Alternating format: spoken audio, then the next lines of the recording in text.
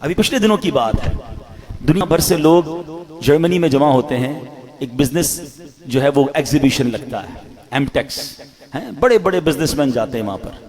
اس بار اتفاقاً مجھے بھی جانے کا موقع ملا۔ ہماری نیت بزنس کی نہیں تھی، ہم الحمدللہ یہ نیت لے کر گئے تھے کہ جب دنیا بھر کے بزنس کمیونٹی کے لوگ جمع ہو رہے ہیں تو کیوں نہ ہم، ویسے ہی جرمنی میں دعوت اسلامی کا بڑا کام ہے، تو ہم نے سوچا کہ ہم اپنا دعوت اسلامی کا کام بھی دیکھ لیں گے اور اس ایگزیبیشن میں جا کر بھی اسلام کی دعوت، نیکی کی دعوت اور لوگوں کو اللہ رسول کی بات پہنچائیں گے۔ میرے بہت اچھے وہ دوست بھی تھے، بہت، اگر وہ آج حیات ہوتے تو آج ہمارے اجتماع میں ہوتے، وہ اس مسجد میں بھی اجتماع میں آتے تھے۔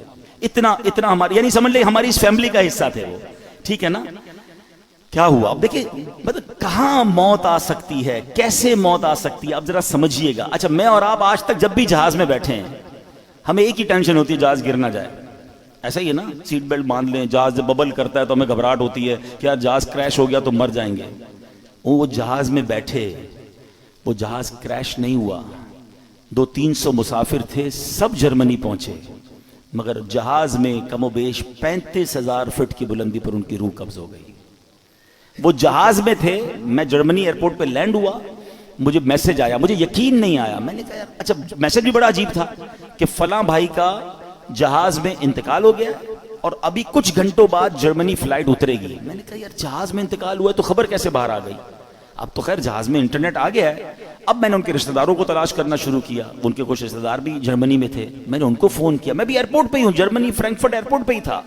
جہاز سے اترا، مجھے میسج آیا، مجھے یقین نہیں آیا کیونکہ مجھے یہ پتا تھا کہ یہ سارے آ رہے ہیں جرمنی۔ ان کے رشتہ دار کو کال کیا، وہ کہتے ہیں ہمارے پاس بھی خبر آئی ہے اور جہاز سے ہی آئی ہے، لیکن ہم خود بھی شش و پنج میں ہیں کہ واقعی ایسا ہو گیا۔ تو میں نے کہا جہاز سے کیسے آ گئی؟ کہ ان کے کچھ دوست ساتھ تھے، انٹرنیٹ انہیں ملا، انہوں نے فوراً میسج کیا۔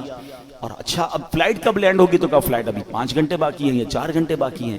میں بھی انتظار کرتا رہا، بار بار ہم فون پہ رابطے میں رہے، اور جیسے ہی جہاز لینڈ ہوا تو یہ خبر پکی تھی کہ دبئی سے جب جہاز اڑا کچھ گھنٹوں، 1 یا 2 گھنٹے بعد ان کی طبیعت بگڑی۔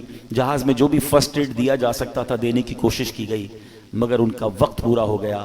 نماز پڑھ کر دبئی ایئرپورٹ پہ بتایا، انہوں نے وضو کیا، اسلامی اپنے دوستوں کو کہا چلو یار نماز پڑھ لیں، انہوں نے نماز پڑھی۔ ماشاءاللہ نیک آدمی تھے، نمازی آدمی تھے، ہماری محفل و اجتماعات میں آتے تھے، اور جہاز کے اندر ان کا انتقال ہو۔ اللہ پاک ان کی مغفرت فرمائے، ان کے درجات بلند فرمائے، جنت الفردوس میں اعلیٰ مقام عطا فرمائے۔ بہرحال الحمدللہ وہاں دعوت اسلامی کا نیٹ ورک تھا، وہاں پر ان کو ماشاءاللہ غسل بھی سنت کے مطابق دیا گیا۔ اللہ کی رحمت سے نگران شورا وہاں موجود تھے، انہوں نے جنازہ پڑھایا، دنیا بھر کے بزنس کمیونٹی کے لوگوں نے جنازے میں شرکت، دعوت اسلامی کا مرکز فرینکفرٹ فیضان مدینہ میں یہ سب ہوا۔